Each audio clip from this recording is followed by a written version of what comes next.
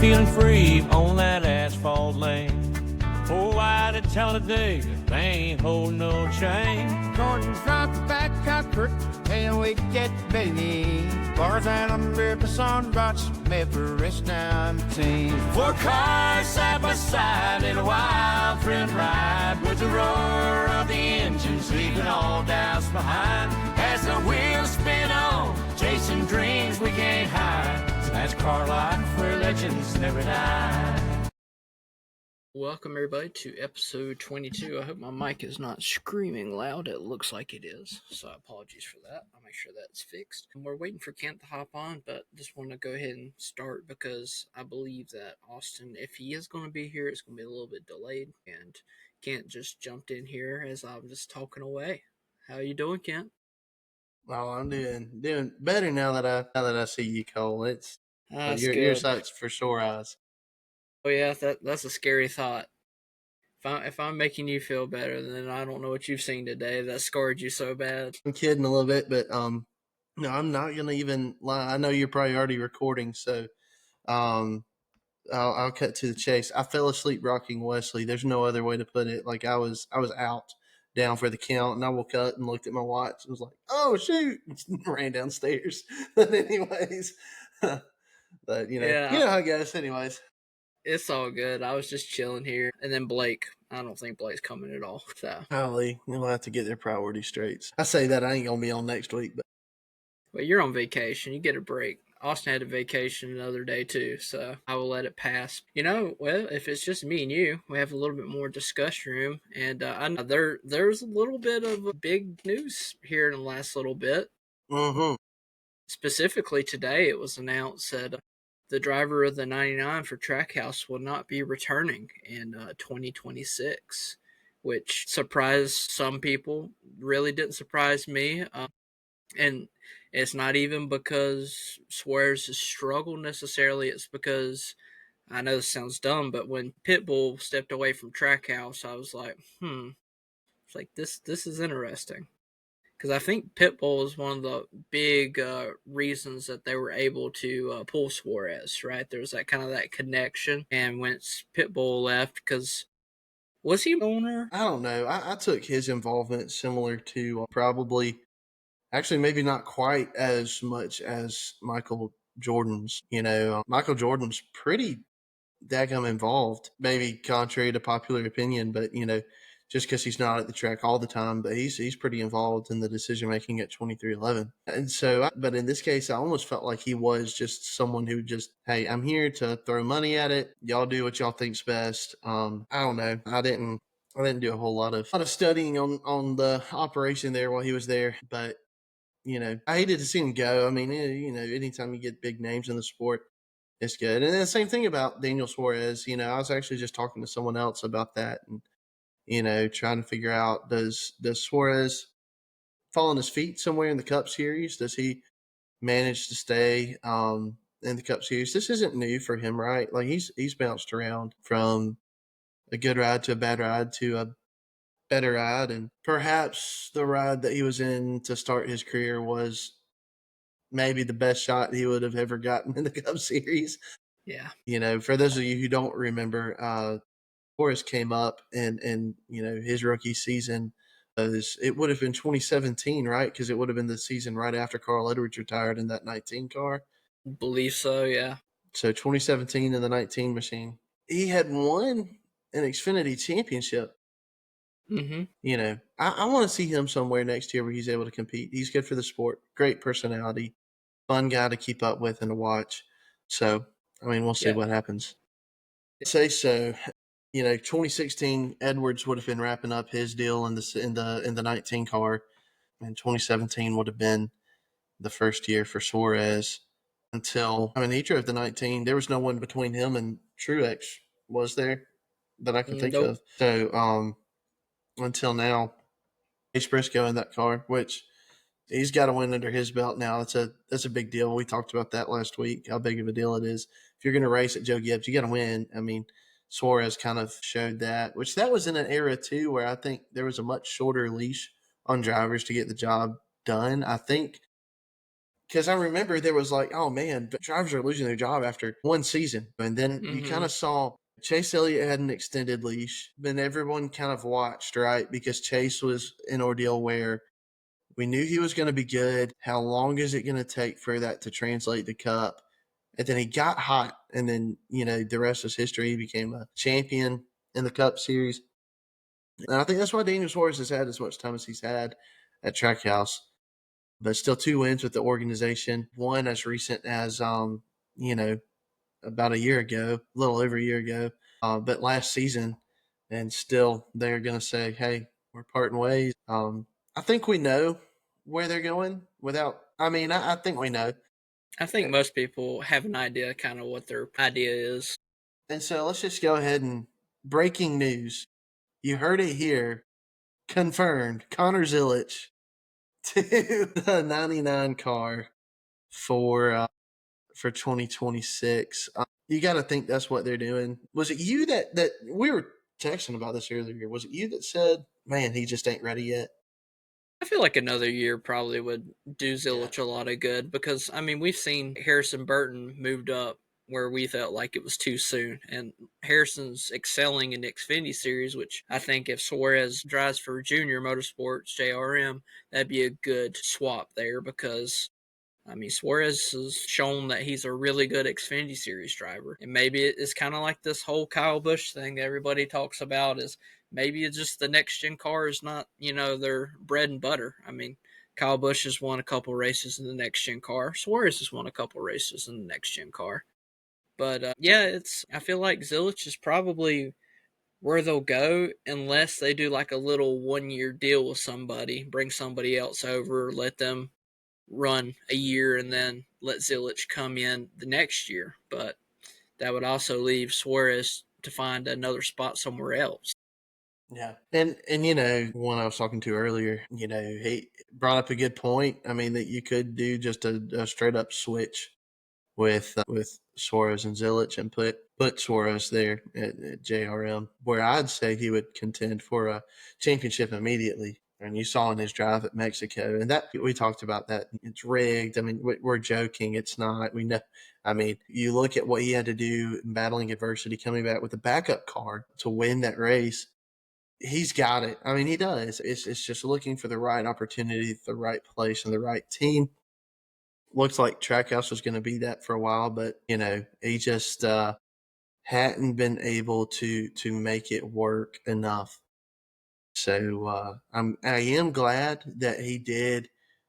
At the very least, this is not a Matt DiBenedetto situation where you're like, man, he's close. He's such a likable guy, and he didn't get that win. Oh no! Now will he ever get back to the Cup Series to have a shot at it? He did get his win. He got another win. And, here at 4 Wide, we're still pulling for DiBenedetto to get to the Cup Series again and to get that win. We think his best is ahead of him, but Suarez says his best is ahead of him. And if you are a Suarez fan, rest easy tonight knowing I believe that his best is ahead of him still too. So it's going to work out. You hear that, Luis, wherever you are? Me. But yeah, that was pretty shocking today, and that kind of starts your silly season, right? Because, a lot of people are like, there's going to be no silly season. Everybody's locked up. Nobody's going to have to worry about anything. Now that kind of starts that rumor mill going, like, well, who's going to go here? How many years did Michael McDowell sign? Do you know? Was it 2 to 3 years? That sounds right. Yeah. I can't think of it right off the top of my head. He's had his ups and downs, but really forgettable season so far. It feels like I hated to see him move. I felt like he was in a place where he was going to start winning races. Hated to see him leave that. I've always been a McDowell fan. I've always thought he is a great guy. And when he started winning races, what's he got? He's got 2 wins. He's got the Daytona 500, and then he won the Indy road course. Indy road course race. And so, yeah, I thought, man, he's getting hot at the right time. He's now with a new team, and it takes a while to learn, the new systems and new folks and how teams operate and that sort of thing. And a new manufacturer too. New manufacturer. You're right. You're absolutely right. And the team he was with was probably higher up on the ranks with Ford than Spire is with Chevy. And so, when it came to those manufacturer alliances and stuff, he probably had a little bit more available to him through Ford than now he's got through Chevy. But, I'm hoping that he gets it figured out. But Might have been a blessing in disguise given the lawsuit thing that's going on where Front Row and 2311 are still in danger to lose all their charters. So it may have been a great deal for him. so Cole, that's one thing I feel like I hadn't seen explained very clearly online. So could you explain it to me like I'm five? What exactly has been going on with this lawsuit? What's it over? Who's at risk of losing what? You're asking the wrong guy. Oh man. Austin would be your guy. He's all into that kind of stuff. So essentially 2311 and Front Row kind of believe like NASCAR in regards to the organization has a monopoly based upon the charter systems. They're for more like trying to get better terms for the teams themselves, like get more revenue and stuff. So when the obligation came up to sign these charters, which charter, if anybody doesn't know, it's kind of like a agreement. It's what allows cars to, especially the Cup Series, quantify for, starting in races, have a guaranteed spot on race day, not having to race your way in or qualify your way into races, which is very difficult if I'm being quite honest with you, because there's several instances where cars and drivers that are really prominent and good drivers just completely miss the mark at specific tracks, right? So that's kind of what they were just trying to get more appropriated terms, so they didn't sign their charters while the other teams did sign their charters. Yeah. So, all right. ChatGPT is clutch. Let me just first of all say that I asked ChatGPT to tell me a little bit about this lawsuit. And then he gave me a bunch of stuff I didn't understand. So I said, explain it to me like I'm five. In true Michael Scott fashion. So you want to hear what ChatGPT had to say about this? He's like, let's hear the baby talk. Here we go. It starts off, NASCAR is like a big racing game where all the teams come to play. All right. So, but NASCAR also makes all the rules, gives out race tickets, and it says race tickets called charters. So you kind of get what it's trying to explain there. It even says who gets to race and who doesn't get to race. There are two teams, 2311 and Front Row Motorsports. They think NASCAR is being unfair. It's like if someone said, you can only play this game if you promise never to tell on me, even if I'm being a bully. That's what NASCAR's new rule says. And 2311 in Front Row said, that's not fair. You can't make the rules like that. So they told the teacher or told the court and started a big argument or a lawsuit. First, the court said, okay, 2311 and Front Row can still play the game while we figure this out. But NASCAR said, wait, that's not right. So they went to a higher court, and the court said, actually, NASCAR wins. Now 2311 and Front Row might not get those charters anymore, which means they might not be allowed to race every weekend. They won't get as much prize money, and it's harder for them to play the game. And the big trial and final decision is happening in December. That really dumbs it down, but it also helps it make a little bit more sense for folks like me who hadn't kept up with it at all. We'll be looking to see where that goes, because you talk about silly season, that's going to have a lot to factor in with silly season. So for sure, you could have all kinds of crazy things happening. So lawsuits could be coming out of this lawsuit that, drivers that are saying, I was supposed to drive. I was supposed to race. This team promised me that, and now they can't make it happen. So I believe there's also loopholes where if they do lose their charters, those drivers like a Tyler Reddick or Bubba Wallace could go find a new ride. But the only problem is there's no rides available other than the 99 right now. Right. But if the charters are available, there's other teams that could essentially buy those charters, which also brings another point. Rick Ware Racing got sold. Yes. So one of the former co-owners of Spire actually bought them, and he's planning on making a 3 charter team at some point, I believe, is the premise behind that. So there's so much movement going on the back end. And July is always seems like the starting point for all this kind of mess, because everybody's like, all right, we need to start looking ahead now that we're pretty much halfway through the season, right? Yeah, you get halfway into the season, you kind of see how the season's going too, and you kind of get this idea of, I'm ready for ready to re-sign this guy. This guy's on fire, or hey, look, this ain't working out. We got to get rid of this guy. And so I think, and then when one team lets a driver go, that kind of starts it all, right? And a lot of times lately, it's a Cup Series team starts it, and then it trickles down to an Xfinity Series team. And then it trickles back to the Cup Series and kind of zigzags, goes back and forth. One thing that I think we expect next year is Corey Heim to be racing at the Cup level full time. But we don't know what that's going to look like yet. We don't know exactly what that could be like, what that would entail. And so there's a lot of different things that got to fall into place to make different things like that happen. So it's gonna get crazy. I think this was just the first domino to fall, and it's about to get a whole lot of fun. I just find it kind of ironic that we were talking about it with Zach last week in regards to like Zilich moving up and Heim moving up, and then the next week we got this, freaking insane deal. Trackhouses, I wouldn't say they're the pride and joy of Chevrolet by any means, but they're probably the next most successful in regards to getting wins other than Hendrick for Chevrolet. Spire's made it to victory lane, but not on a consistent basis. Chastain's won the last 2 years. SVG obviously won Mexico City, and then you also got Suarez that won Atlanta, right? So it's they're looking to be like the next big Chevy team. Yeah. No, for sure. I think with Trackhouse, and I think that when you're looking at who's going to take that third seat, and just kind of the resources they're going to have made available to them, it could be a good ride, and we've talked about this before, but could that third seat at Trackhouse be, a sweeter deal than the fourth seat at Hendrick Motorsports? And I think time will tell, but where used to you would say, whatever it takes, I just want a ride. I don't care if I have to pedal it.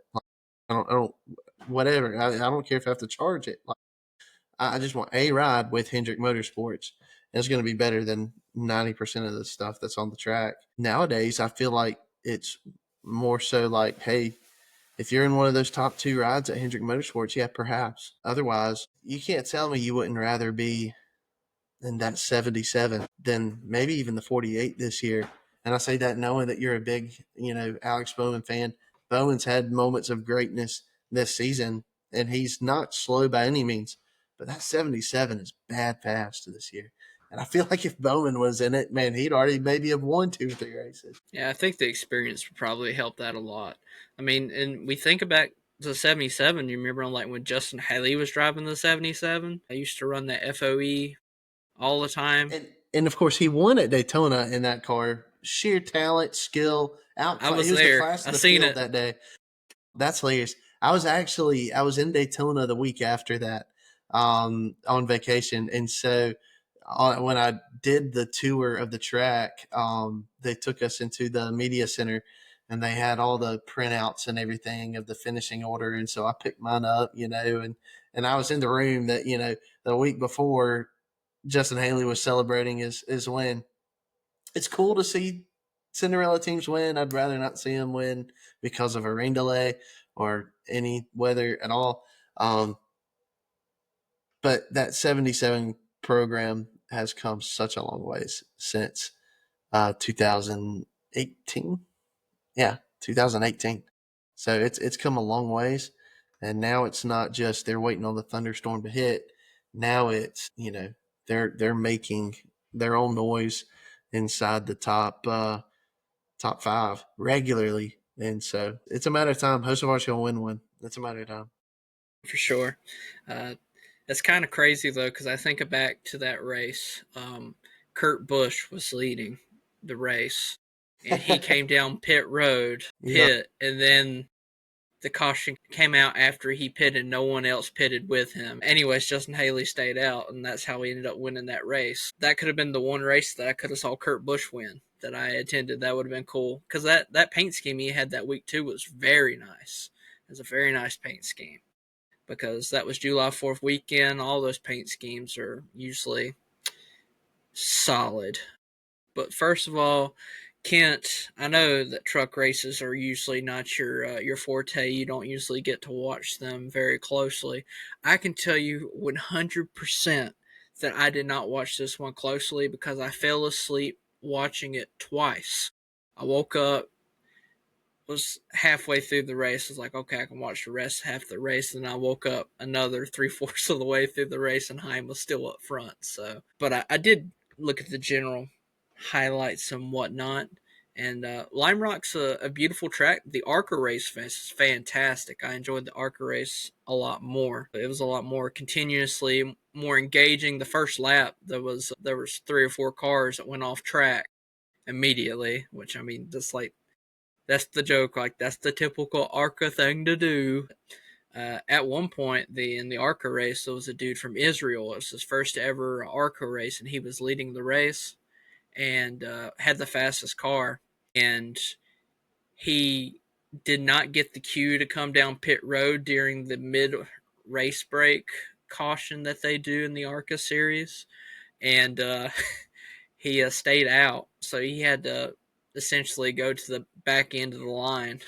That was absolutely wild. But anyways, in regards to the truck race, Kent, was there anything that really caught your eye that was, a little bit interesting, we'll say, because I had a hard time staying engaged with this race. Yeah, I actually I didn't get to watch a single lap of it, so I couldn't tell you. Yeah, I really couldn't tell you anything about it. I don't know. A lot of times when either the Truck or Xfinity Series goes to a place other than where the Cup Series is at, it's really hard for me to stay interested, because a lot of times I'm gauging what it's going to be like for Sunday, But yeah, so I didn't, staying busy on Saturday, because it was like a 1 o'clock Saturday race. So yeah, just didn't get a chance to watch any of it on Saturday. I mean, Corey Heim won the race. He's kind of shocker.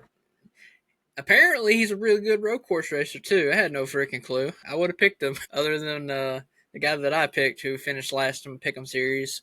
This week was horrific for me. I finished last in every single category this week. That was a really tough weekend for you.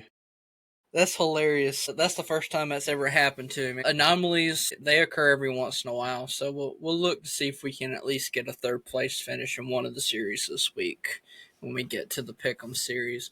But back in regards to the race, Corey Heim dominated pretty much the whole race, and no one could get near him. I mean, no one could get remotely close to him. The racing mid-pack was okay. I mean, it wasn't, abysmal, but there was not a lot going on for what I saw. And then when I went back and watched the highlights and seen how short the highlights were, I'm like, yeah, there was really not a lot going on if the highlights were really short.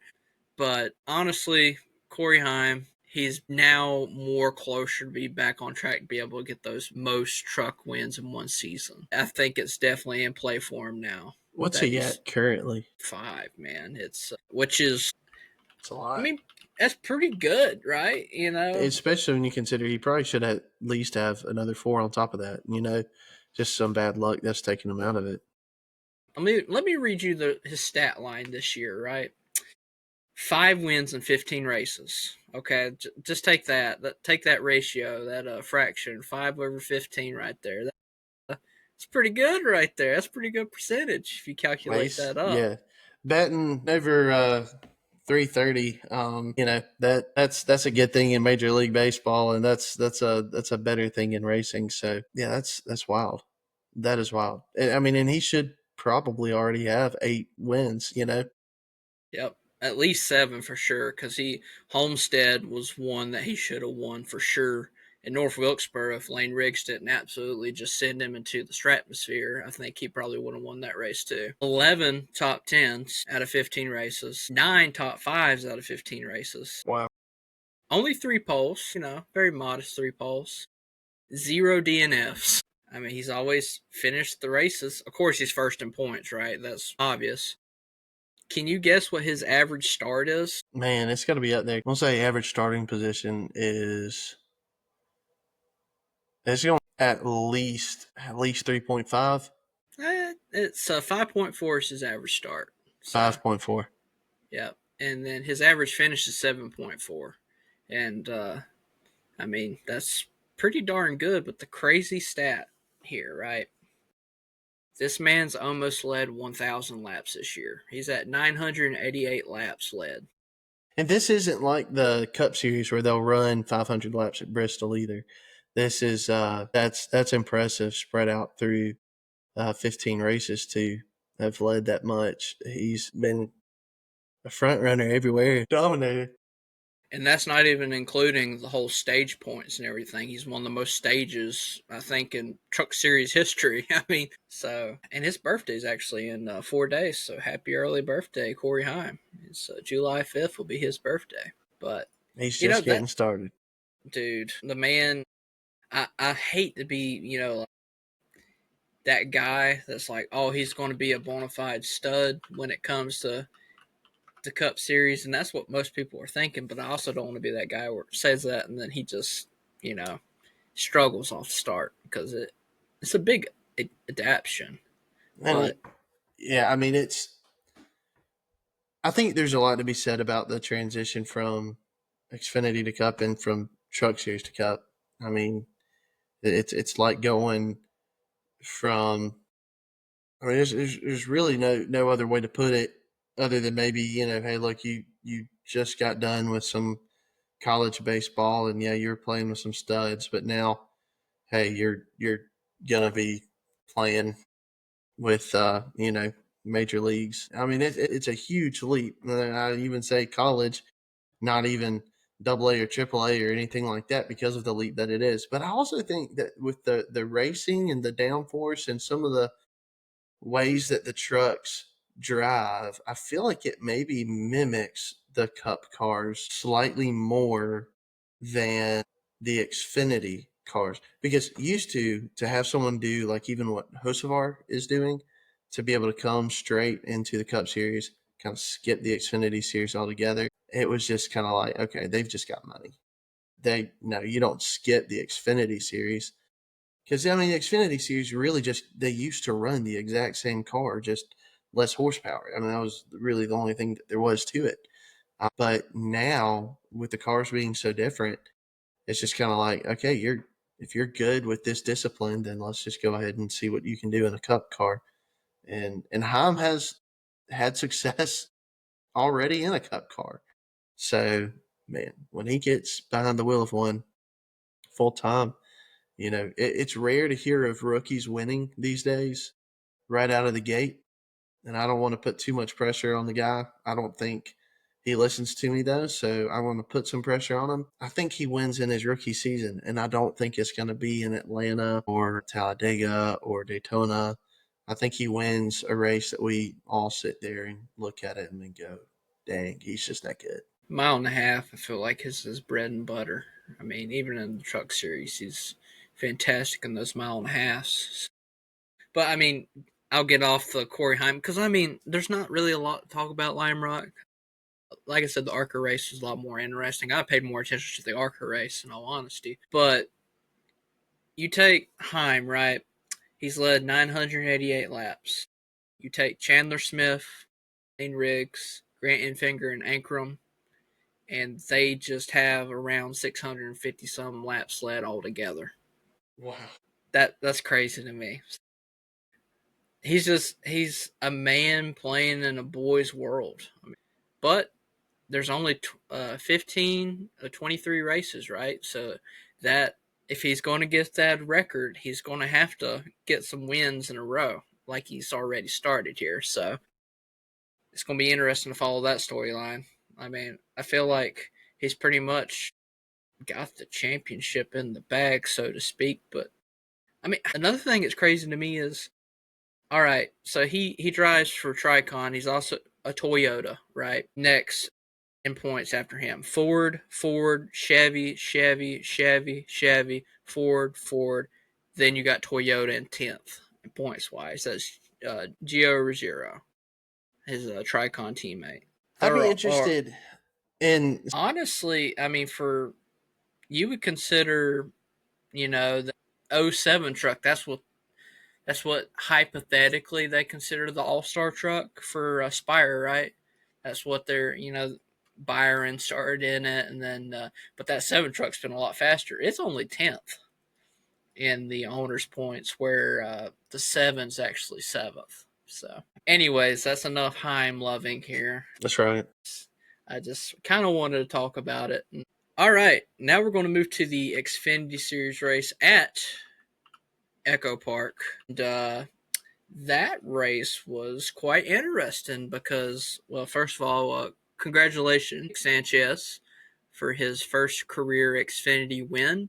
That was awesome to see, even though I had to stay up till 1 o'clock in the morning to watch it because of the ginormous rain delay that I was not really expecting in Atlanta, in all honesty. But Atlanta, it rains on Atlanta every year. Yeah, I feel like any racetrack city it does. It's just like they know the race is going to come in. It's just like, all right, we're going to send a little moisture that way. Yeah.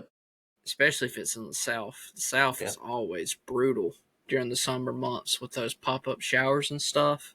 So I can see it for sure. But I guess the big storyline with the Xfinity race, of course, with Nick Sanchez winning, is where the frick happened? Where'd Austin Hill go? Where'd our guy go? The guy that dominates the race, the guy that I picked because I'm like, I'd be a moron not to pick him, right? And he broke again. Because I believe in the spring, right, he had another issue that didn't allow him win the Daytona. It was one of the two of the races. So he's broke I was at that Atlanta race in the spring, and he won that race. He won that one. So it must have been Daytona that he broke.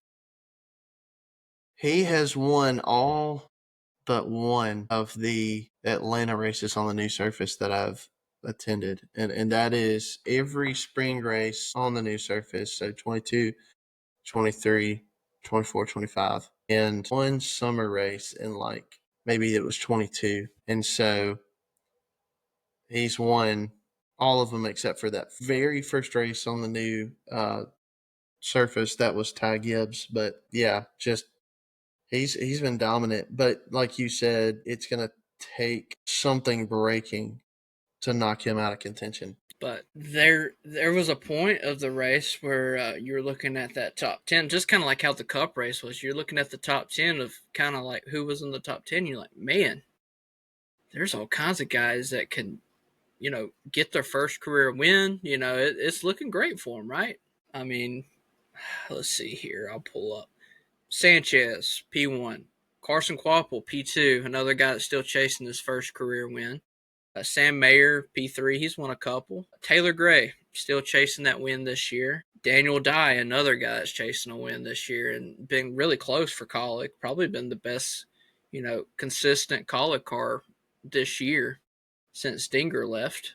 Kyle Sieg, 9th, and then Jeremy Clements has obviously won. But you watched the Xfinity race pretty closely, didn't you? Given that it was in Atlanta. I watched the first part of it, and then when it got to that rain delay, I thought I want to go to sleep. I want to wake up and find out what time they're running in the morning and go from there. Then I checked social media and found out Sanchez had won. So I still, the weather got me on this one, and I didn't get to watch it as closely as I would have liked. But I thought one thing's still funny. You know who had the fastest lap for this race? Dude, I seen it. But give me a second. 21 car, right? Yeah. So, I mean, just time and time again, the 21 and 2 show up to this track with the fastest cars. RCR, and a lot of folks that maybe even, watch us or listen to us talk about this, they don't remember, but, they used to be this way in the Cup Series too. Every time you went to a plate track, you're going, RCR is going to bring the fastest equipment, the best cars every single time. And lately, obviously, that's been different. But just, seeing Jesse Love, he finished 6th. Even that feels like, that's a disappointment. He should have. He has no business finishing that low. But even to say that just kind of feels wild. So, yeah, I didn't get to see how this one ended, but I saw a lot of the racing to start off with. And I'll say it again, but this Atlanta track, this is so much fun to watch. And as the surface goes, it just gets better and better. I believe if you watch the first little bit of the race, you see Matty D up in the top 10 for majority of the race, didn't you? Yeah, that sounds right. He was doing really well. Of course, towards the back end of the few laps, there's a few cars that got tires and whatnot, I do believe, and they kind of shuffled in and out, and then he got out. Typical plate track. You get shuffled in the wrong lane, you go towards the back a little bit, and then you kind of have to regroup. But, top 15 finish for him is pretty respectful for that team. I'm sure they're glad to avoid all the wrecks, in all honesty, because from 28th down, I believe they were involved in accidents. So, I wish you could have seen Leland Honeyman save, man, towards the end of that race. You need to look it up. It is absolutely insane. He was on the top side. Check that out. And he lost it, but he drifted it on top of the track and did not lose any speed or anything. Didn't completely spin out, just held it. It was wild. I was like, that's got to be definitely the top save of the Xfinity Series this year. It's like he went Tokyo Drift on that thing. It was wild. Did he use the wall to help catch it at all, or? I think maybe he tapped, if he did, with the back, but it was not much. It's impressive. It was insane. That is impressive. I'd pull it up on my phone and show you, but actually, I think I can screen share it here. We'll do it on the podcast. Screw it. Look, we do not own the rights to any of this footage. I feel like we got to say that, right? Something like that. Maybe. Nick Sanchez, it was great to see him win. Big Machine Racing actually follows us on Instagram, so that's pretty cool. So we're definitely glad to see them get their first win this year with Sanchez. Nick Sanchez coming into the year, we were like, did he move up too soon? Because, Truck Series, he did exceptionally well, right? He's been pretty darn good, consistently decent all year, right? And let me just say this about Nick Sanchez. So, we're talking about the kind of season that he's having, and we, talk about the fact that this 48 team, I think, has always had decent speed.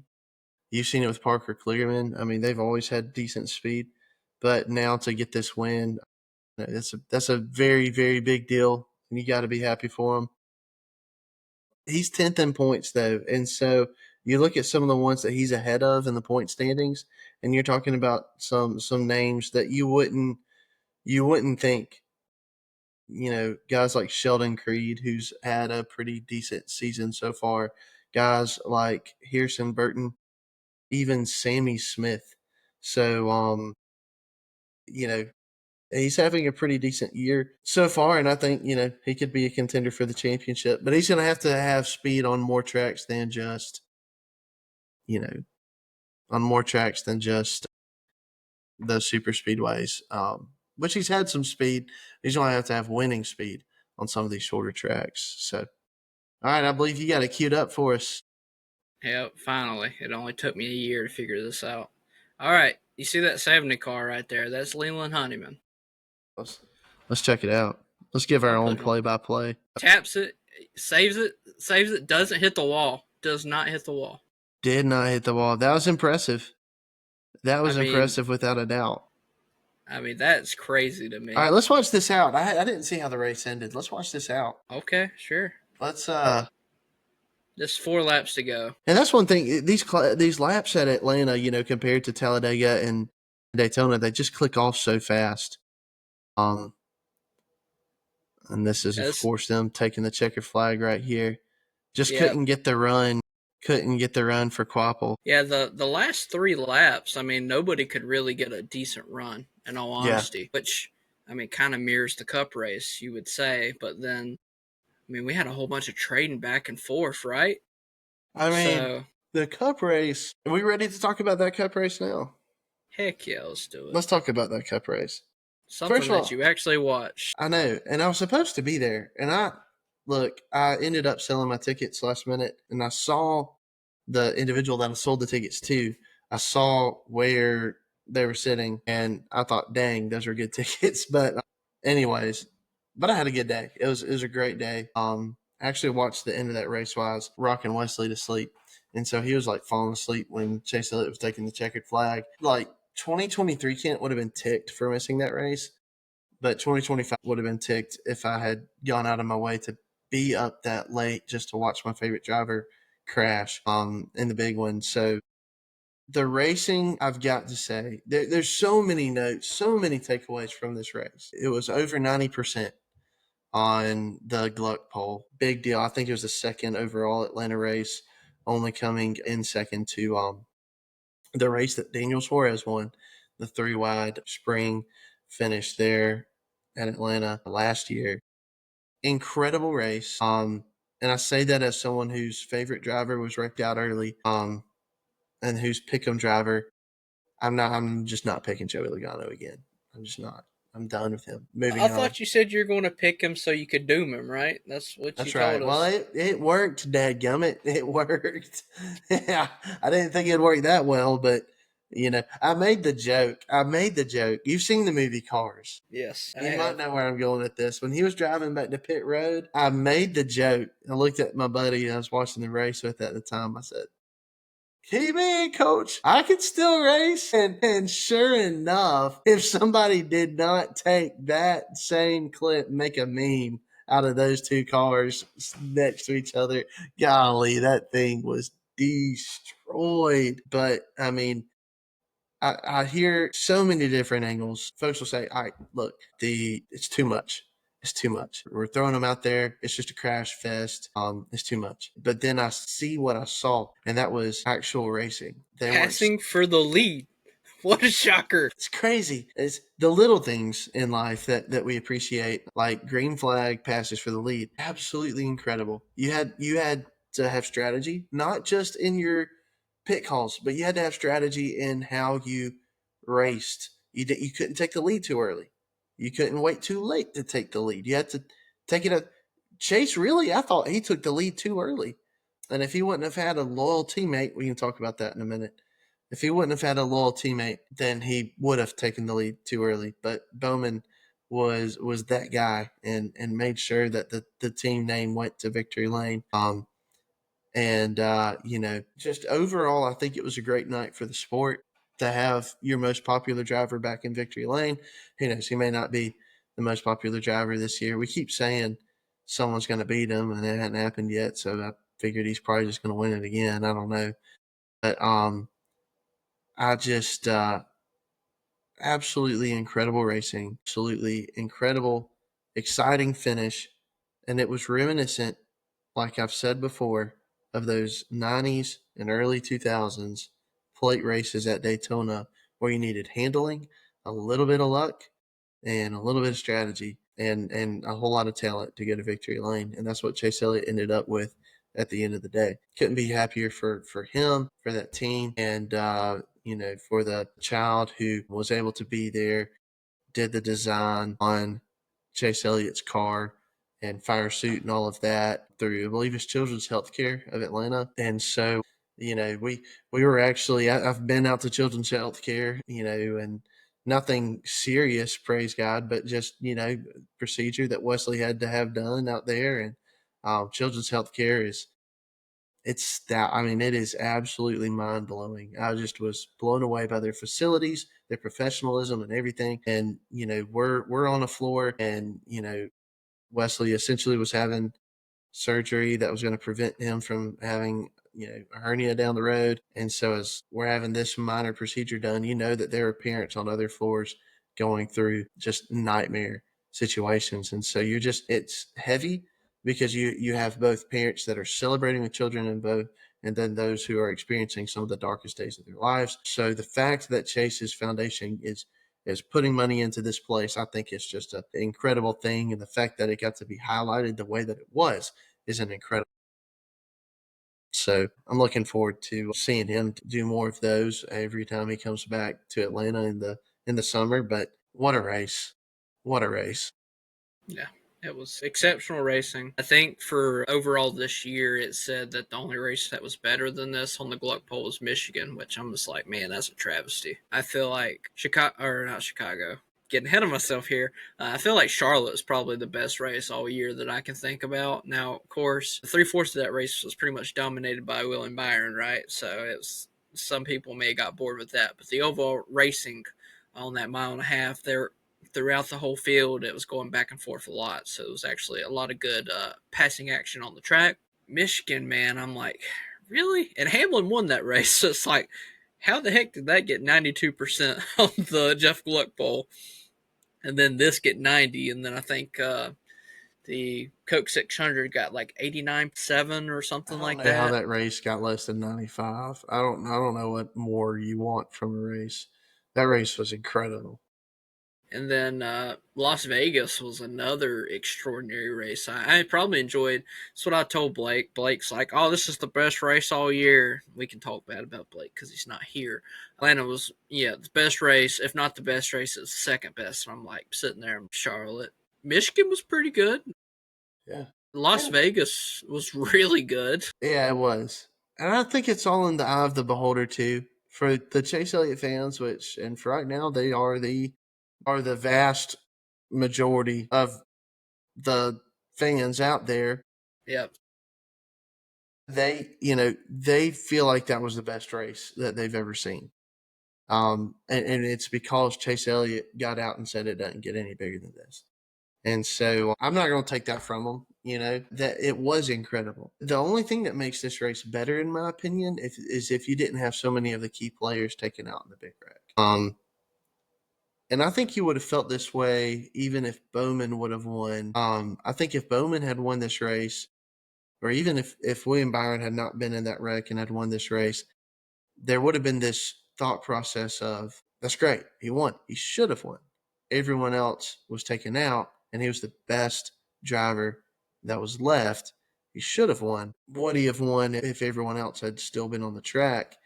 When you look at some of the key players that were not a factor in this race, start with Joey Logano, Austin Cindric, two guys that at Ryan Blaney, three guys would have been up there. William Byron is always a contender. Heck, even Bubba Wallace typically is up there contending in these races.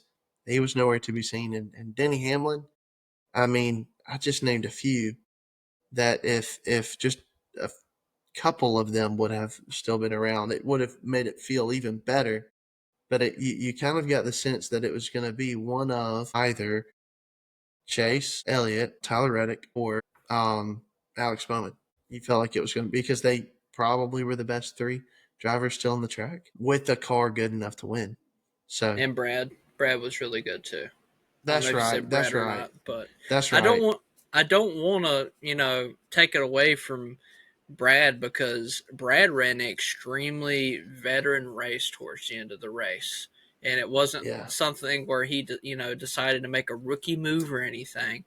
It's just the way that it worked out. Ran out of luck. Yeah, which he's not had much to begin with. He's had bad luck this year, right? He's had about everything go wrong for him that could have went right. Fuel, pitting, wrecking. It's been a mess of a year for Brad, and I feel like he feels pressure because he's seeing Buescher and he's seeing Priest. They're doing extremely well, right? They're being consistent, and I'm not saying that Brad's had the worst year by any means, but I know he wants a better year than he's having. He's disclosed that multiple times, but we're starting to see that that veteran prowess come out a little bit towards the end, which he's going to have to win to get in. That's no secret. He's so decked in into the points towards the back that he's going to have to win. But when we're looking at the racetracks that are coming up after we get through all these road courses, there's some tracks that, veteran drivers are pretty decent. That's like Dover, for instance. You don't see a lot of younger guys come into Dover and win. It's not a usual occurrence, right?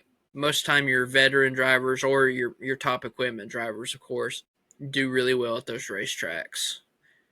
So it'll be interesting to see, kind of where he goes from here and see what kind of run that he can put on, because I know he wants to be in those playoffs. But I'd like to see him in the playoffs, but I need to see my boy in there too. If more people win, he's going to be chunked out of there real quick. He's Yeah. only 2 positions up. Well, that'll get better. I mean, Alex Bowman, and we're going to talk about Chicago here in a little bit, but anytime you get to a road course, you can expect Bowman to get a top 10 and have a good points day. And I think that's about to happen. He's going to begin to pad some stats. But, yeah, I know he's going to be feeling the heat there where he's at with that cutoff. It's coming up. It's going to be here before you know it. Yeah, it's going to be muy caliente. And it honestly might come to the point where it's kind of job-breaking for some, because there's some that are like, hey, if you don't make it in the playoffs this year, we're going to have some serious considerations. Not necessarily for, the end of this year, but the year after. There's a lot of movement that can be made in the next couple of years. Atlanta, for me, it was a great race. I can't take anything away from it. Now, did I see what everybody else saw in the race? Like, did I think it was the most phenomenal race? Because, I mean, anywhere, if you looked on social media this weekend, it's like, hey, Atlanta, best race of the year. Best race of the year. Best race of the year. That's all I saw. And I'm like, I can respect that. It was a really good plate race. It was a good plate track race. That's what you want to see a restrictor plate race look like, right? Yeah. It's not like how Daytona was earlier this year. But I don't think anything's going to touch Atlanta when it comes to the restrictor plates at this point. I think it's going to it might as well be the 500 in regards to the racing, right? That's the phenomenon that you want with your restrictor plates. So it was a great race. Can't take anything away from it. Happy for Chase Elliott. That's his 20th win of his career. That's a good milestone to have. I think 398 races. Don't quote me on it. It also broke that 44 win race drought, if you can call that a drought. I don't know. I swear, I feel like something like 70 or 80 races, I consider it more of a drought than, like 40, 44, 50, even 60 these days, because it's so competitive. Like, it's hard to win in the Cup Series. It is. I think once you get over 36 races, that's a full season. I think that's when you start to use that word drought. I remember when Jeff Gordon had a dominant 2007 season, but the playoff format, with the chase kept him from winning a championship. But he won like 7 races that year. And then it was 2008 came and went, no win. And that was like, what? What? And then, 2009 came and he won 1 race. And then 2010 came, no wins. It was like, man, this is just crazy. And 2010 would be the last winless season of his career, but one of only 2. But I mean, it was just absolutely weird. And so I remember when Jeff won in 2011 at Phoenix. I remember when he's coming across the line, you hear that 0 for 66, 1 for 67. Jeff Gordon wins, and so I don't know. I think like you said, it is so competitive, but with it being so competitive, you do have all these drivers that are winning. And so at any given time, you've got drivers that are at this 20 to 30 race win drought. And then you've got drivers who are, I don't know. I mean, it's a weird thing to think about, but I mean, you've got a lot of drivers winning. And when you have a lot of drivers winning, some drivers are not winning that otherwise would be winning. And it's just, I don't know. It's just, it's a weird thing to think about. It could also be that incentive of how NASCAR pushes everything now, because a win is everything. That's like the lifeblood. So you take that away and you install, a similar point system, even, before they did the chase, Winston Cup, for instance. Maybe wins wouldn't necessarily be like, you would see someone, they're in top 5 in points. You're like, hey, that guy's doing really good. You wouldn't be talking about a drought because the man's consistently in the top 5, top 10. Then you wouldn't be like, man, he hasn't won this year. He's screwed. No, as long as he's finishing in the top 10. And I'm not one of those people that's like, bring back the old point system or anything. I enjoy the way that NASCAR pushes wins, but there is another perspective of that, and that is what we're talking about here. You're talking about Jeff Gordon going through those droughts. Try being a Dale Jr. fan, man, and going through 100 plus races of not seeing your driver win. That to me is a drought. That's a Yeah. true drought. But like when you're talking about 44 races, it's like, Junior won every 44 races. That'd been exceptional. I'd have been happy as heck. Yeah. But this generation now, if you don't win, in 1 year, like you said, like for instance, Alex Bowman coming to Chicago, right? This will be his year since he's won. And that's when people are like, all right, he's in the hot seat now. He's not won a single race in a whole year.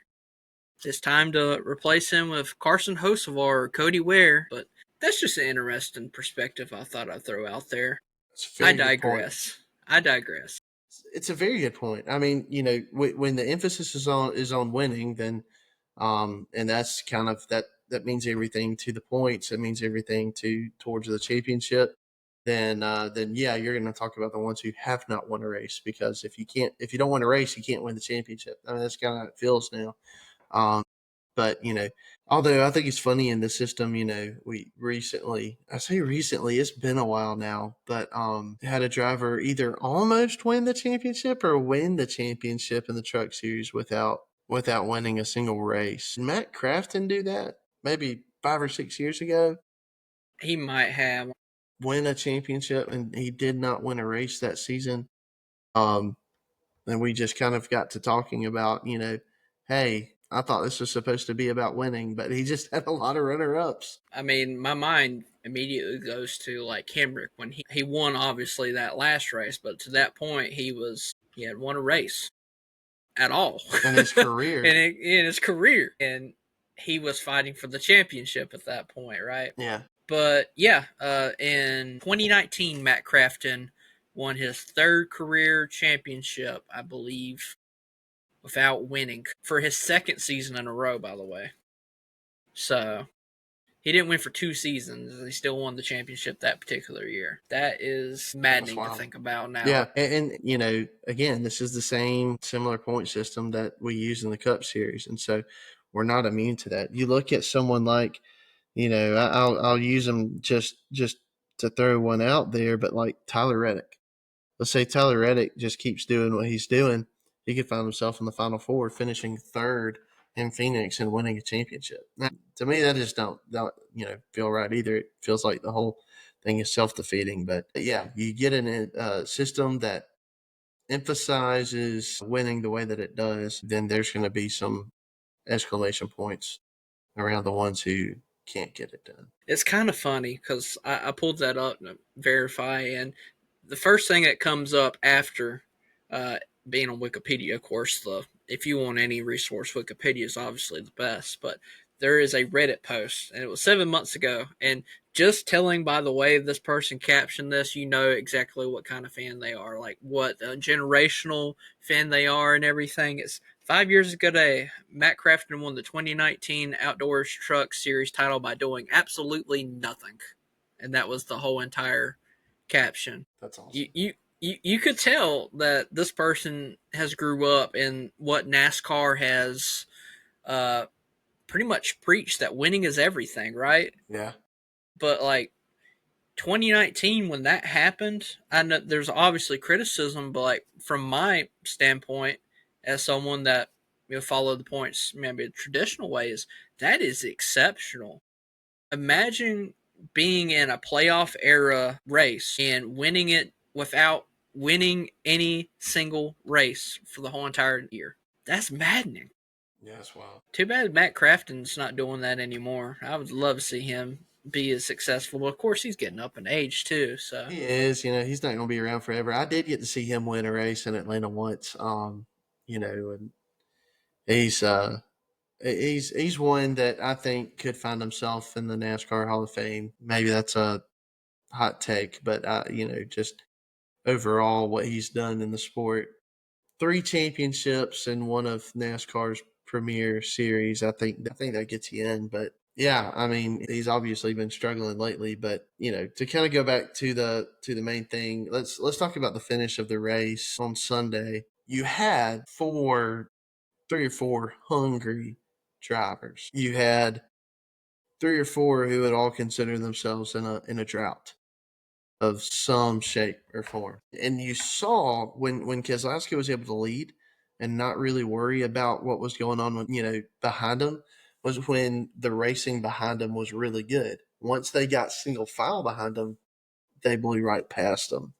That was tough to watch for Keselowski fans, I'm sure. Watching it on TV, I don't know if you noticed this, but as they go into turn 1, before Chase has Keselowski passed, he says, "Caution here could mean," but it makes you think that caution came out just then. The way he said it, it was like, why did you have to say it like that? Chase Elliott fans their hearts probably stopped. You know what I'm talking about? Do you remember? And then he goes, "Caution," and he's like trying to say it's over, but it was like caution, and I was like, right now? Are you serious? Chase Elliott fans are gonna burn this place to the ground if y'all throw a caution while he's passing for the lead. Imagine a debris caution at this instance. They would never. Not while Chase is passing for the lead. They'd let him pass, and then they'd say, "We see something," even if they didn't. But man, it really was great racing. But you had all these desperate drivers making desperate moves. I'm surprised they didn't wreck them. But then it seemed like one of the ones with the most level head on the last lap was your boy Alex Bowman. Giving his teammate the push. I don't know. I just gotta hats off to this guy, because he doesn't have an opportunity every single weekend in the top 5 in the last lap to be able to make a move to try to win a race. And he put the organization first on Saturday evening. And you got to hope it works out for him soon and he gets the ball rolling. He's fast. He's the defending winner at the track we're headed to this weekend. Maybe he's won half the races there. We talked about that earlier on the phone, but he has won half the races there. So maybe big things are coming for him. So one thing that we discussed, and we'll move on here, is just between me and Kent sitting here before we, because it may have been on the podcast, or at some point we may have texted or may have called at some point. But if Chase Elliott was in the same position that Alex Bowman was, I don't know if he would have done the same thing. And that's not calling it Chase's character at all, because I feel like he's just a more aggressive driver, I would say. I would consider him more of a conservative driver, right? He's not going to make an insane move most of the time because he knows that he's going to have to be able to protect that insane move. And if you make those insane moves and then you lose so many spots, especially the way that the media grills him in general, being the 4th Hendrick car, they were like, man, Alex Bowman is an absolute idiot. But then if someone else, like if Kyle Larson makes that move, they're like, man, Kyle Larson trying to make a move like that. It was a great move. It's just it didn't work out. Yeah. And I like to think that Chase would have gone with them and stuck with Bowman. And I would hope so too, but I just don't know if I'd see it or not. Yeah. If you look back at William Byron's first career win on Daytona, Chase had some opportunities to pull out a line and try to make something happen, but he stayed true to the 24 and pushed him across the line. Now, that was 2020, I believe. I think so, yeah. Some things have changed since then. Chase is in the midst of what would end up being a championship campaign. Chase is in the middle of getting ready to win his first career championship, winning at least 3 races a season. I mean, you look, 2018 he won 3 races, 2019 he won 3 races, 2020 he won 5, 2021 he had 2 more. So like he's winning multiple races a season. Maybe he wasn't as desperate, and now you've got him in a place where he's going, am I going to win in 2025? Like, is this going to happen? So, situation a little bit for sure. But you like to think that he would have pushed Bowman to the victory if roles had been reversed there. You could say he had an opportunity to line up behind Bowman and push him, but he didn't. But there were still a few laps to go. As a Bowman fan, I feel like whoever is going to be the Hendrick guy to be pushed is going to be the guy that's on the last lap, right? Like, You're thinking about that until the last lap. I agree. Yeah. So I feel like that's what him and Elliott were doing for 5 to 6 laps. They were just trading off and on, like going back and forth. And then they seen these cars that were coming behind them and had these newer tires. Like, oh, frick, we're going to have to figure this out real quick. Because Ricky Stenhouse was trying to creep up in there and pancake somebody and take the win. No, not pancake, but because he was sponsored by, the pancake. You made it funny. You made it funny. Ha ha, funny yoke. Alrighty, moving on to Chicago, right? Obviously, the trucks are not racing for, I believe, the next couple weeks. Next race they do is Indy, I do believe. So It's going to be a hot minute for them. So for the Xfinity Series race, there's a couple open cars. There's 40 cars. 2 cars will miss the race. Alex will be in the 07. SVG is going to be in that 9 car for Junior Motorsports. That'll be his first road course with them. Connor Mosack in the 14. 19 of Jack Perkins. Kaz Grala's making a start in 24. Kaz Grala's really good in road course races. 32, Austin Green. He actually won the Charlotte race in ARCA this year. 35 has not been announced yet. Brad Perez in the 45. The 50, Preston Pardis. Another car that's not been announced, just a 53. Number 70, Tom. Go ahead. I've got the 53 as Sage Karam. Okay. Sage Karam's a great road course racer. Yep. Thomas Unazita for the number 70. He actually won the ARCA race for Lime Rock. So that was good. That was good to see. He's a phenomenal road course racer. And then the number 91 of Josh Balicki for the Loop 100 Chicago Street Course race. What a name. This is interesting to me, though. The Grant Park 165 Chicago Street Course race. There are 41 cars for 40 spots. That's not been done since Daytona in a long time. Without, like all your provisionals and stuff. There's 1 car that's going home. Imagine that. We know who it is. We know who it is. Let's just get, can we say it? Can I say it? I'll say it. Go ahead.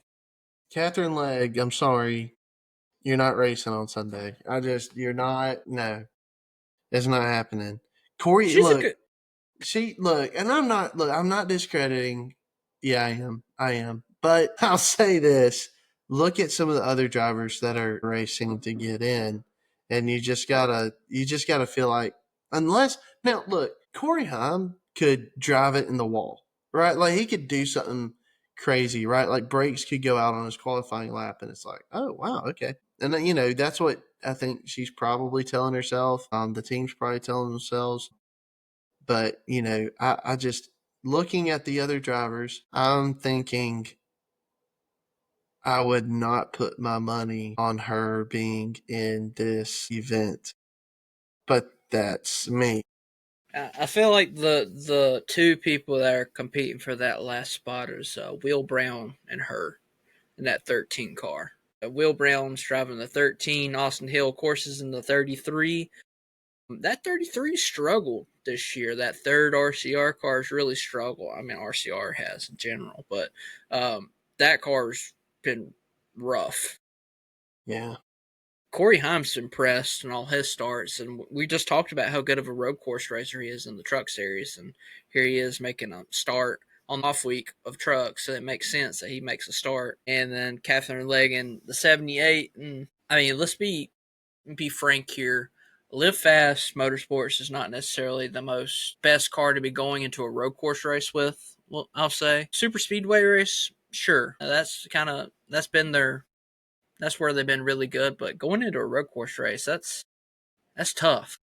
And I'll say this about her too: if say roles were reversed, she was in the 67 and Corey Haim was in the 78, it would be a little bit more like, no, it's just whoever's in that 78 is going to have a hard time getting into this race.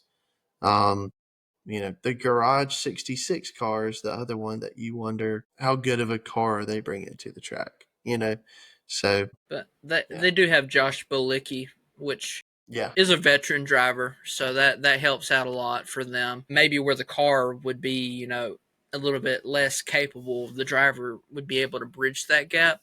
Where Catherine Legg, her experience in the stock car so far has been minimal, especially in the Cup Series.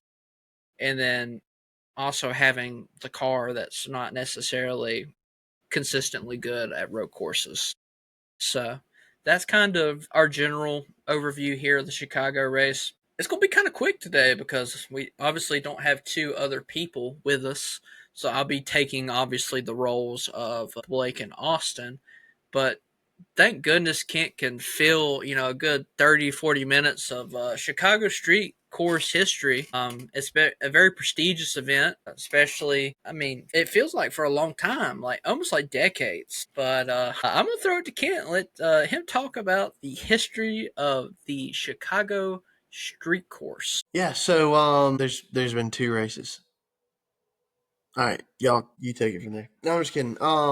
Yeah, no, really, there's not much to talk about the Chicago street course, when it comes to history, and I thought about taking it the route of including Chicagoland, looking at NASCAR's, presence in Chicago, but I felt like, that doesn't take it back far enough for me. Chicago is, let's see here. Chicago is a very unique track. Of course, Yeah. with it being a street course, it's a unique city because of your city to race a street course in, because of what would become known as the Chicago Times-Herald race. Cole, are you familiar with the Chicago Times-Herald race? I have heard of it, but I can't say I'm familiar with it. So I'm just, on the good old Wikipedia, I had known about this race and I felt like this was the good time to talk about this race. This was not the first motorsports event in history, but this would be the first American automobile race ever.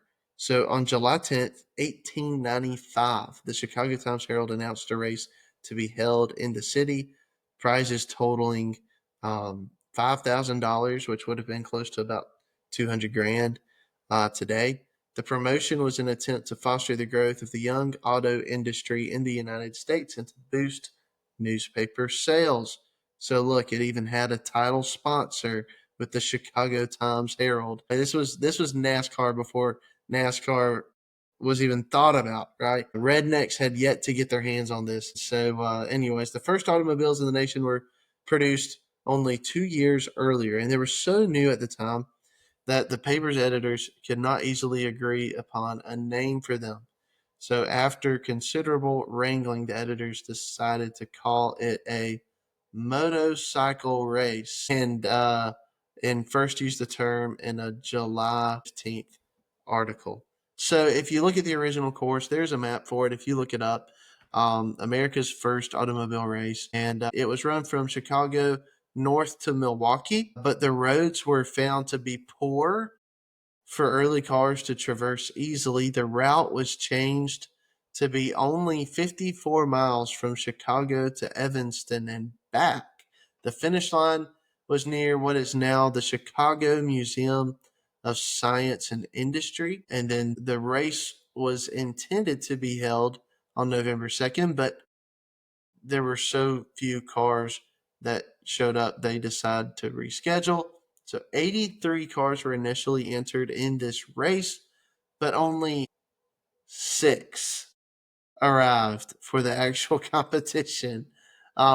Yeah, many of the entrants did not have their cars completed on time, and several were unable to make the journey. Elwood Haynes' car, which was a favorite to win the race, was damaged on the way to the race and unable to compete. The first car to arrive at the starting line was a German-made car. Let's see here. So again, this is a 53-mile race, took 7 hours and 53 minutes, an average of 7 miles per hour. 7 miles per hour. Thank you, Cole, for putting that map on the screen. It's pretty blurry, but that's about all we got. That really is the best that it is. 7 miles per hour. Just absolutely riveting. And let's see here. I'm trying to figure out He's the so winner. prepared, guys. I So know, prepared. right? So let's see. The Benz entered by Oscar B. Mueller crossed the finish line an hour and a half later. Let's hear the Duria car finished first. So let's see here. On the return trip from Evanston, the Duria began to take the lead. So Frank Duria's motorized wagon, let's see here. It was one of 2 four-wheeled cars to be in the events. It's just, I mean, you look at it was so brand new. I mean, it was such, this early, they didn't know what they were doing racing these vehicles. It really was just about, can the car go and can it get back? 7 miles an hour. They would have been faster just to walk it. In fact, I wouldn't be surprised if, to keep up with this race, you had many folks walk the distance of this race with the cars there and back. It's crazy to think about. But I mean, it's come so far. 130 years later, here we are watching cars drive, 190 miles an hour, thinking, dadgummit, if they just wouldn't restrict the horsepower. But yeah, there's America's first racetrack, ladies and gents.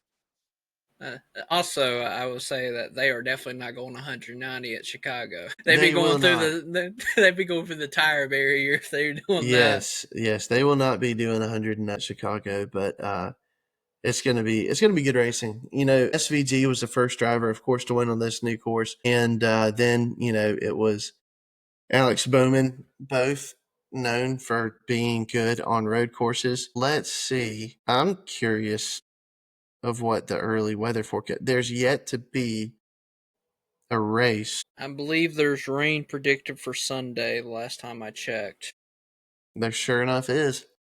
And so this will be 3 out of 3 races that have been affected by the weather in some way, shape, or form. So, I mean, it's just, and I think NASCAR is kind of getting the sense of we're done with this, and that's why they're probably not going to go back to Chicago next year. But yeah, they don't need to keep trying this. I don't know. At some point, it's not unlucky; it's just cursed. I think the main history that I usually think about Chicago is obviously when SVG won that first race, no one in their right mind that was in the stock car industry had a clue who SVG was. And when Trackhouse announced that he was going to be driving that 91 car, they're like, well, he's good at road courses. He could be like Marco Sambros, sure. But sure enough, he comes out in his first career NASCAR race and he wins it, which was the first time that's been done at that point since 1963 when Johnny Rutherford did it, I believe. And he was the only 7th in history to do it. That's a long gap, guys. That's 1963. That's been a little bit. So, I mean, that's history in itself, too. So I'd throw that in there. Not to jump on your segment there, Kent. No, I mean, you're good. I'm glad you added that to it. So I don't think anyone really would have thought that SVG would be running full time, in the Cup Series a couple years later, winning other races. And he's got 2 Cup Locked wins into the now. playoffs.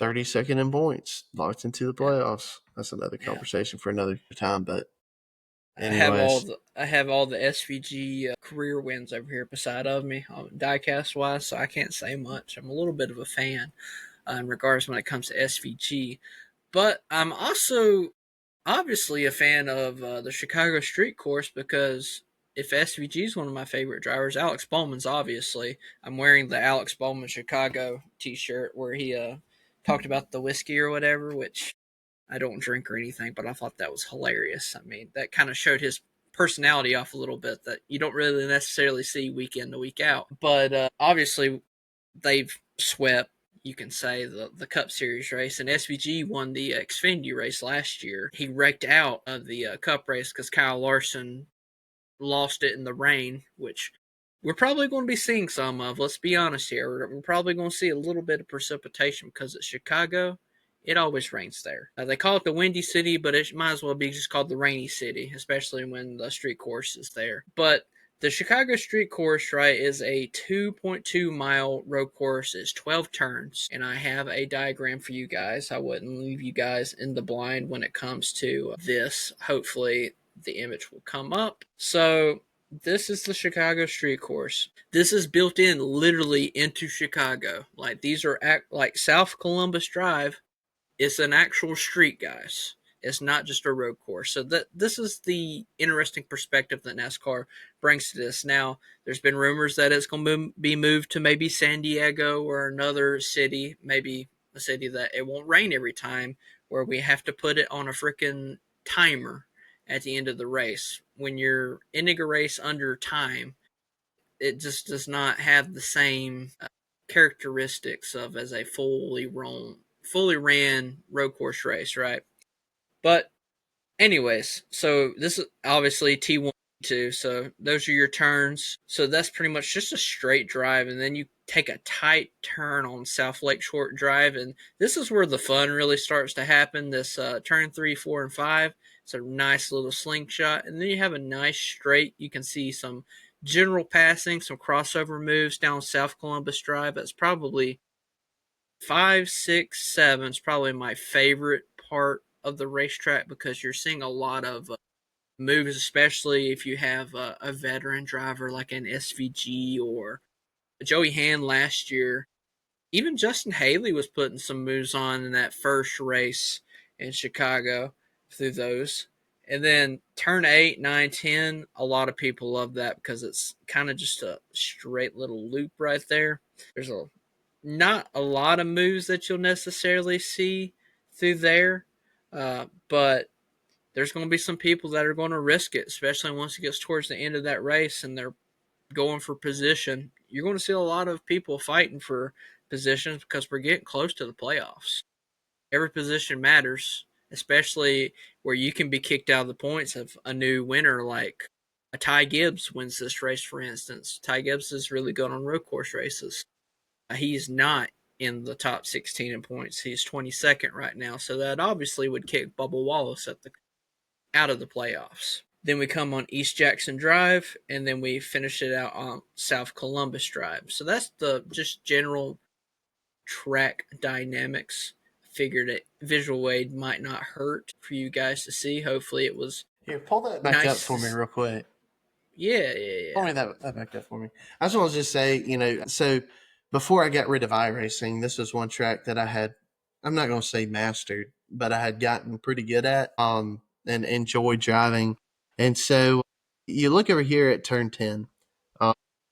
So really, really starting with turn 7, and then, you have this awkward turn 8 to the right. Then you have this, sweeping back to the left and 9. Turn 10, I think, is one of the gutsiest spots on this track. You're coming from this sweeping left-hander. You're yanking the wheel to the right. And the whole time you're thinking, I'm going to keep my foot in the gas and just hope I don't end up in a concrete barrier. And then you're on the brakes really hard for turn 11. I would look for there, right in that area. I think you could see a lot of action. But then, of course, I think Noah Gragson's going to be hanging out in turn 6 the majority of the race. But anyways, I just wanted to point that out. That turn 10 is so much fun because as you're making that corner right there, you're literally hanging onto the wheel going, I hope the car sets in the straightaway. I hope it points forward and goes forward. I hope it doesn't slide. And when it does, when it does like it's supposed to, it's an adrenaline rush. When it doesn't, it's a harsh reality you have to face. But I don't know.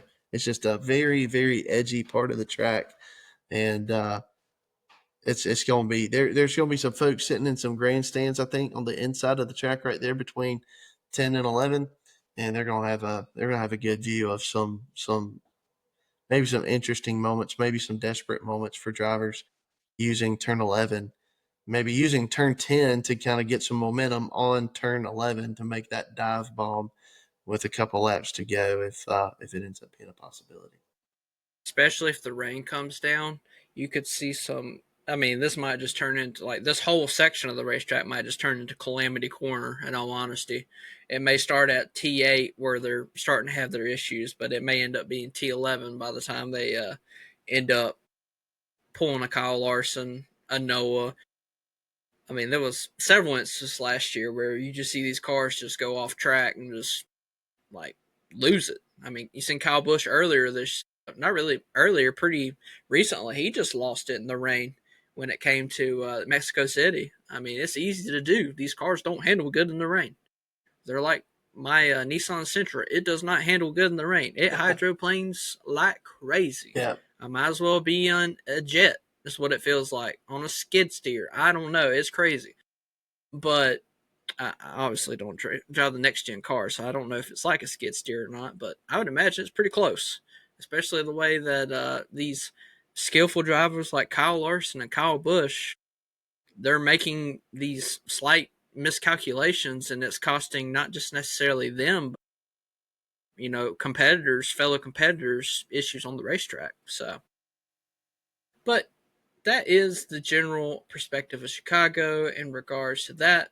Now, obviously, Goodyear's looking to bring the tires that they brought from COTA and Mexico City, same tires for those two road course races for this one, because they've been really impressed by the fall off that they've seen. There's been a great amount of wear and fall off for the road course races. I mean, COTA, that's probably, I'd imagine seeing Kyle Busch and Christopher Bell battling towards the end where Kyle Busch just ran out of tire. That's kind of a good showing in regards to that. But since Blake's not here today, I will answer my own question. Are they going to bring Wayne tires to the racetrack? And yes, they are. They would be absolutely idiotic not to, given that it's rained the last 2 years. Every year that Chicago's ran. And I'm not just talking rain. I'm talking like long rain. Rain that they can't run in at certain points. Obviously, those Goodyear Eagles will have white lettering if they're running those tires. And it's always an interesting game to watch the teams decide, hey, am I going to swap over to the slicks or I'm going to keep it on wet weather tires? You've seen a little bit of it at Mexico City. And then obviously, if there's rain coming into the area, you are going to consider maybe going to the pits and grabbing those. But you don't want to grab them if it's not coming down because you'll lose way too much time on the racetrack if it is dry. So you don't want to make a move too early. It's not like those option tires that you've seen earlier in the year with Phoenix, right? Where they had the red tires, the option tires, where those would be a lot faster, but they would wear quicker. These are kind of like the opposite. They're a little bit slower lap times, but they last a little bit longer depending on, the rain. So that is going to be the tire portion. Fan portion, this is probably the last year we're going to see the Chicago Street Course. So if you want to see this race, this is the year to do it because they're probably going to move it to another city. It's been rumored if they don't move the Chicago race necessarily, they might just replace it with a different track, maybe move Mexico City in its slot because it's kind of gives that since they want to go international, it feels like that would just be a natural way to slot it in. Another road course for a road course. So they're not adding another road course onto the schedule because there's already, a zillion. It's the most road courses that I can remember in a long time being on the NASCAR schedule, which is not necessarily a bad thing if you enjoyed road course races. But most traditional NASCAR fans like seeing short tracks. They like seeing restrictor plate tracks and the occasional mile and a half, depending on where the mile and a half is. But when you got races like Indy, it's kind of like, ugh. Like, it's supposed to be, this grand salami. It's supposed to be a crown jewel event, but when it comes to this next gen car, it's just, yeah, you. So get your tickets because it might be the last time. Pack a dang 3 ponchos and just wear them counteractively. Suit up because you're gonna be in the rain. It's gonna happen, and just be prepared for that if you're going to go. And the Zach Brown band's doing the pre-race concert, so I seen that. So that'd probably be an exceptional show. You might hear Chicken Fried once, maybe twice, maybe 3 times, if we're being honest. I don't know. Kent, what's your favorite Zach Brown song? Do you have one? I don't listen to country music near enough to give you a favorite Zach Brown song. He's my cousin. Really? No, I'm just kidding. I just said that for that reaction. No, I know. I'm just I was kidding. being sarcastic. No. I mean, I've listened to some stuff, and he's got a great sound. It's not that I don't enjoy listening to him. I just don't listen to a whole ton of country music as a whole. So I don't know. That's I'm not fair. really qualified to speak on it. Yeah, I don't listen to much of the newer stuff. They've kind of got back to a little bit more traditional sound, but like towards like 2022, 2021, they were starting to get into like that pop country portion of the genre, and I just do not like that. But probably my favorite Zach Brown band song is the Highway 20 Ride. I think that's one of my favorites. And then, Colder Weather's one that everybody loves because it's so freaking sad. But I digress there. But that was just my fun little escapade there. Alrighty, let's get this podcast finished up because, man, we're almost at 2 hours and it's just me and you. This is shameful. I'm ready to fall asleep, man. It's getting I late. feel like I've talked way more than I usually do. I don't like this. I'm gonna make all our listeners run away. Never come back. Rough. Oh, I can't show y'all it. Goodness me. All right, spicy take, Kent. Let's hear it. Man, spicy take for Chicago. Man, it's hard to give a spicy take for a track that you have such preconceived notion of exactly how this is going to go. Here's my spicy take. And this is not one that I hope comes to fruition, but I think it could. For the first time since Daytona, we will have a new points leader after Chicago. Chase Elliott closed the gap A lot on William Byron. And there's still a lot to overcome. But if William Byron has another bad week, Chase could easily take that number 1 spot in one race with some stage points. And William Byron, I feel like some of these tracks, he just, Mexico, he kind of, it felt like the whole weekend just kind of winged it, finished 9th. It's like, wow, okay, all right, I'll take it. impressive. And,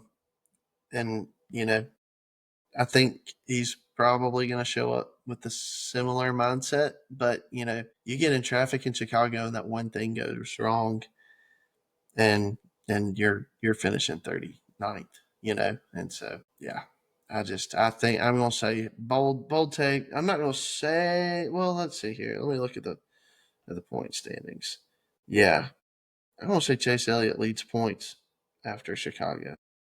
Think he's going to win? I don't think he's going to win the race, but I do think he finishes in the top 5. Gotcha. Think he's going to go for some stage points now that he's got to win? Try to not flip the stages? Maybe. I think he's got a chance at, he could look at what's more probable, another 3 wins or the 15 points, playoff points you get from winning the regular season championship. And I think Chase might have his sights set on that. He's been so stinking consistent this year. You got to think that that's what he's going to be thinking about. But, William Byron's been the king of consistency this season when he has not DNF'd. But yep. That's what I was about to say. Chase Elliott and Tyler Reddick are the only 2 that have no DNS this year. So that kind of speaks a lot because when Chase, you see where Reddick is in the points. He's very high up in the points. It would take a lot for him to be kicked out, so to speak. But Chase was kind of right there with him before he got that win. I think he was a little bit above, in all honesty. Blake sent me his. He said, he phrased this so weird. Year 3 of not running the full race will happen this year. So, in layman terms, in regular English, he's saying that it's going to be delayed by rain and to the point where it gets too dark because Chicago itself doesn't has artificial lighting, so therefore they can't really race beyond dark. And also, there's a sound ordinance, I believe, in effect for Chicago too. So I believe that also plays an important part in regards to that. But I just made that easier for you guys to understand, just by me speaking really quickly. I say SVG. I mean, if we say he sweeps the races, would that be really a spicy take? I don't know. Because a lot has to go right for him to be able to sweep. You know what? I'll say that. I'll say Will Brown's the guy that doesn't get into the X race, since you're so dead set that Catherine Leck's not going to make it. I'm gonna say something happens to the point of that car not being particularly fast. Austin did not send me a spicy take because he is slacking. Slacker. I think he just forgot. I'm sure he would have come up with something like, I don't know, Cody Ware gets a top 15 or something. Yeah. That's spicy. Yeah. We'll put that in for him. All right. Pick'em series time. Then we're done. Trucks we don't have to pick this week. Recapping this week, though, from Lime Rock, Kent got the win with Ty Majeski, picking the veteran driver. Worked out good for him because on one of those final restarts, all the drivers that were ahead of him got pretty much shuffled towards the back. It was a endure and survive kind of week, and Kent was able to thrive and not just survive by getting that win at Lime Rock. Austin finished next with Chandler Smith. Blake finished next with Lane Riggs. Lane Riggs trying to make that ultra spicy move up front, burnt those tires up and went through, and caused my guy, Jordan Taylor, to end up finishing pretty far in the back. Therefore, I caught the L. But the good thing is we don't have to worry about Indy Raceway for a little bit. So, Xfinity Series recap. Blake caught the win with Jesse Love, which that car looked absolutely horrific by the end of the race. That thing was duct tape, bare bond. They spit shine that thing. They probably had 2 600-pound gorillas jump on top of the car. It looked ugly. He finished first with that car. Austin finished second with Eric Almirola, who had a really consistent good day. He was leading towards the end of the race. He actually led, I think, majority of the laps. So Kent finished third with Jeb Burton, a very consistent driver at the plate tracks. And then I finished last with Austin Hill due to his issues with the car. Therefore, I pick first this week, and for the Xfinity Series, I will be picking my guy, SVG. Of course. All right. Well, I don't have Ty Gibbs on my list that I can pick, so the only persons I would consider, I mean, Hill's also not available for me to pick. Really, Zillett should be the only guy I'd probably consider. You ironically have the second pick, so I wonder where you're going to go with this. Wait, you said Ty Gibbs is racing? No, I was just saying that would be someone that I would consider, but he's on my off limits thing.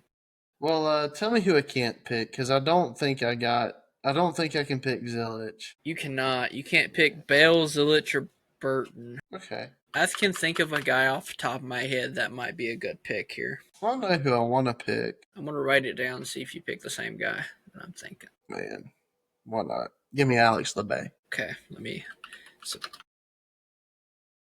I'm not going to say anything. I'm just going to move on.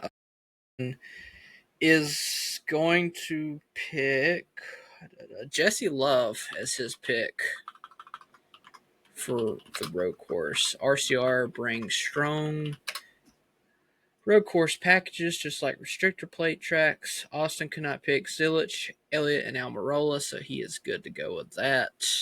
And Blake bringing the rear of the field up since he won. And he is going to pick Zilich, which is a crazy steal for the last pick, if I'm being honest with you. I'm going to have to go back and check. Yeah, Austin didn't even put Zilich on his list.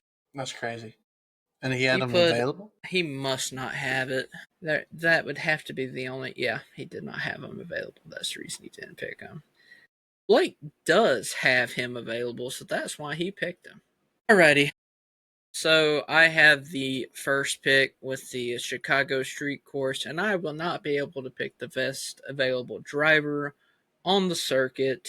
I'm in a rough shape here, but I kind of planned this out where I'm going to pick the guy that I want. I can't pick Gibbs, SVG, or Tyler Reddick this week. That's a bummer. But I scoped it out this way.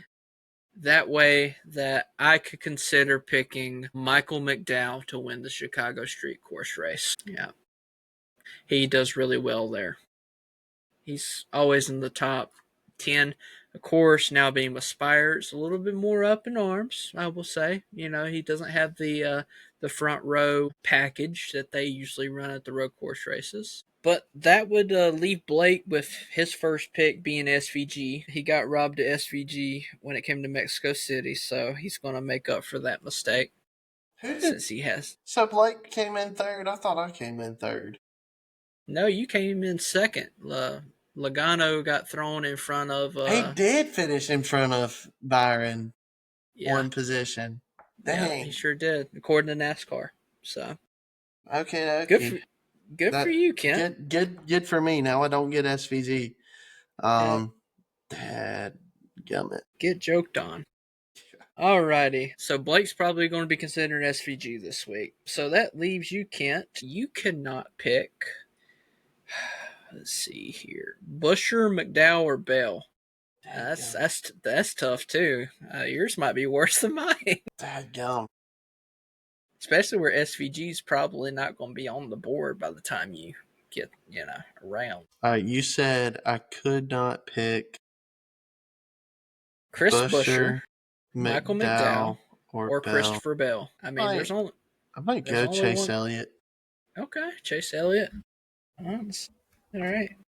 And that would probably leave Austin with his number one pick being Ty Gibbs. Good road course racer in his own right. Daniel's favorite kind of driver. Alrighty. Well, just to recap the points and the one that actually matters, Austin is leading with 59 points. I am behind by 9 points with 50 points. And then Blake and Kent are tied for third for 44 points each. So y'all have a pretty decent gap to bring up to get to Austin. You guys get to me pretty quick, but getting to Austin's going to be rough. But the good thing is everybody's championship prediction is locked in, except for Blake's of Tyler Reddick. But like we said before, he's looking pretty good on points. As long as he doesn't have a string of DNFs and he uses that Lucky Charms luck, I think he'll be all right. Get it? Because he looks like a leprechaun, Kent? No, I get it.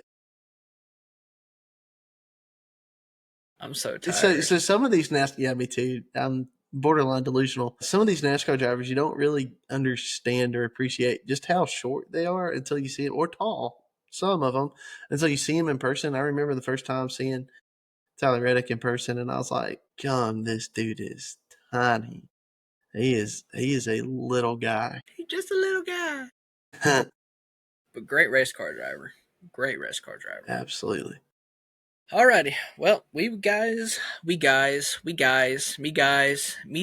see you next week, ? We won't see Kent next week. He'll be off dancing at the beach in a string bikini, probably. Well, you know me. Right? Yeah. Hey, I am going to do some Daytona 500 celebration down there.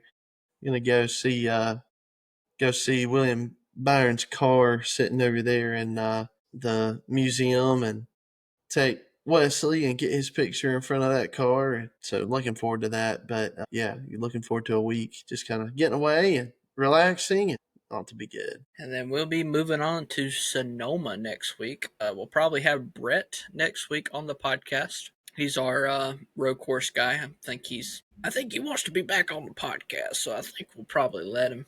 What do you say, Kent? You think we let him? Works for me. Works for you. You're not even here. So I ain't gonna be don't there, even so care. Yeah.